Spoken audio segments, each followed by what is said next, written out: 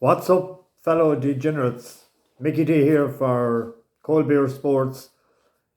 Tuesday evening, just gone 5 o'clock, 5:15, with a few selections for tomorrow.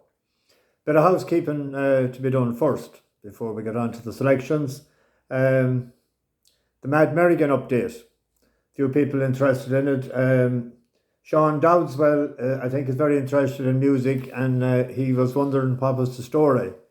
So you often heard the expression, you couldn't make it up. Well, I'll tell you, listen to this. Middle of the night last night, I know it was at 3 or 3:15, phone rang. Merrigan on the phone. I said, Jesus Christ, is Harry looking for more honey?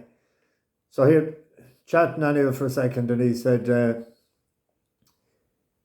he was going for an audition this morning for a boy band, that he was meeting Louis Walsh. And he asked me, did I want to hear his audition? I just says, do I? Fuck. Middle of the night, just audition. And he said that he was well practiced and that he was making a great singer, and that he had, your man was very happy with him, this new singing teacher. So I was thinking, Jesus Christ, will you stop? I'm thinking of the degenerates in the morning. I have to look at the market movers and get some for him.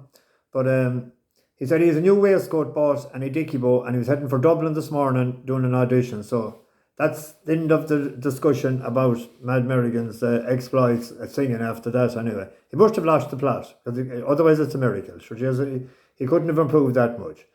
But anyway, on to a couple of comments last night. Michael McCarthy, I think he's a Kerry man. He left a comment about a horse running today, and that's always good to see that, that the handbrake is off. It was trying. There is a maiden hurdle to be won in it, I'd say, no doubt. It ran pretty well.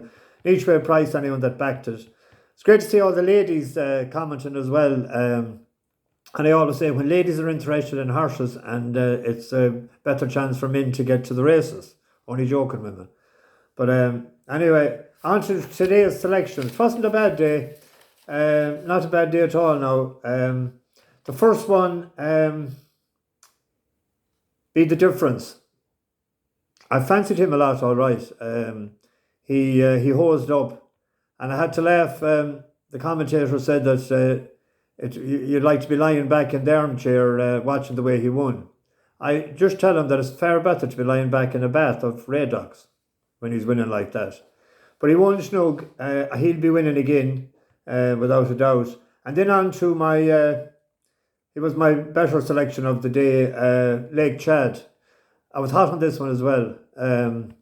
Anyone that knows me knows that when I like one like that, I'd have the homework done. So again, never in doubt from the minute, I knew that he was ready for off. And actually, he's entered again, declared on Thursday in Thurles, so we might have to go to the well again on Thursday. He'll go up 12 or £14 for that, and he'll be carrying a mandatory £6 penalty, so he'll be well in again. And he didn't lose a lot of sweat either today. And then the other one, we won't be singing the Beach Boys tonight, but we could be just singing a bar of Meatloaf, 2 out of 3 ain't bad. He ran all right. He turned out to be a decent enough horse, I'd say, Excitations, but he a bit novice, and the ground looked to be a bit gluey for him. He wasn't coming up out of it the way he jumped the last day. But anyway, 2 or 3 ain't bad. Now, I was on about the bet with the Trixie. I done a €4 Trixie and a €4 treble, and I cashed out after the first two had won. The bet would have been $292, and I cashed out for 113 or 114 or something. And then I still had the €4 treble running, which would have been 154. So it's great to see the bookies paying out, even though you're on a loser. So instead of getting just the €4 double, that's what I was trying to explain. We're going to have another bet like that again tomorrow. Anyway, I better rattle on. We're halfway there. Tomorrow, 12:50, Imperial Espirit. Harry Fry trained. Didn't run at all in 2020. It was 2 runs in maiden hurdles last January, 8th and 4th. Didn't run then as the 29th of October in your Toxler in a handicap chase, 9-1 after wind surgery. Won by 3 lengths. It's up £10. It's a 7-year-old out of Scorpion. It should be hard to beat. I think it's a 5-4 favourite. Then the 2:35, Faire, Part, sivola. Henry Whittington and Daryl Jacob. Won a novice hurl for Nick Williams in Leicester a couple of years ago, beating a 128 rated horse who was 8-11, and he beat it by 6 lengths. The next run then, it was second to a 132 rated horse in Wincanton, and it was at 14-1, it was 8 lengths back to the second. It was rated 131 initially, so he had a few runs then for Lucinda Russell, but didn't show a lot. But the magic operation, the wind operation, first run for the new trainer, won by 15 lengths. Now, that's a bit, it says 15, but there was a horse upsides coming to the second last, I think, and it fell. But he's only up £6. So I'd recommend a 2-point double on that. I think it's 5-4 and 13-8. So that's just about a 5-1 double. 2-point double. And do a €2 Trixie then with a €2 treble. Stick in those two. And another horse back back the last day actually, but it's his first run over Novice Chase tomorrow, is Stephanie Causeway.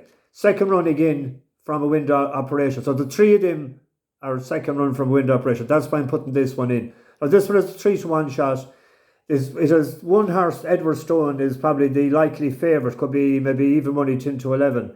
It has solid form, but this lad is only a 4-year-old, and it's interesting the skeletons pop him straight over fences tomorrow. He's a 3-1 shot. So just put a similar, I'd call it the Mickey D bet.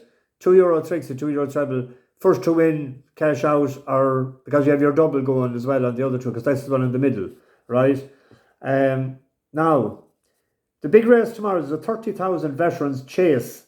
So a lot of people like to have a bet in the Veterans Chase. Regal Encore and Vintage Clouds, two Regal handicappers, are up at the top of the weights. But I just want to get a pint each way on Sir Ivan for Harry Fry, Sam Twiston Davison, the bike. It had a run there in Newbury.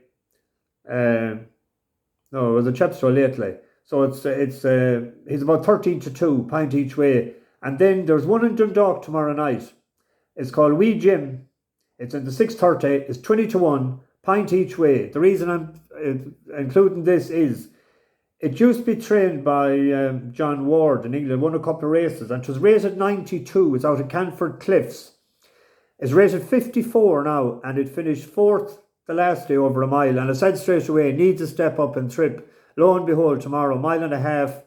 It's for Luke Comer, and Luke had a couple of winners lately. He had a nice gamble there a couple of weeks ago in Dundalk, and it's out again tomorrow night in the last race, actually, Bradesco. I think it was 8-11-2 before the off the last day. And he had a horse that won lately in Dundalk as well called Guild. So he knows the time of day. He's a Galway man. Does great work there with sponsors the soccer club there. So it's 20-1. I just had a itinerary to a few minutes ago with the Green Bouquet, and they're paying 4 places. So I'd recommend that. So I hope the picture is straight behind us. Someone commented on it last night. Fridge is still there. I hate moving that.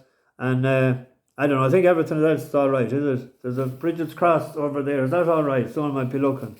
I didn't close that door. I might close it the next night. We'll see anyway. So anyway, that's the bets for tomorrow. I'm rushing because I have to get it done under the 10 minutes. I'm waffling on a bit. Best of luck, Mickey D, Cold Beer Sports.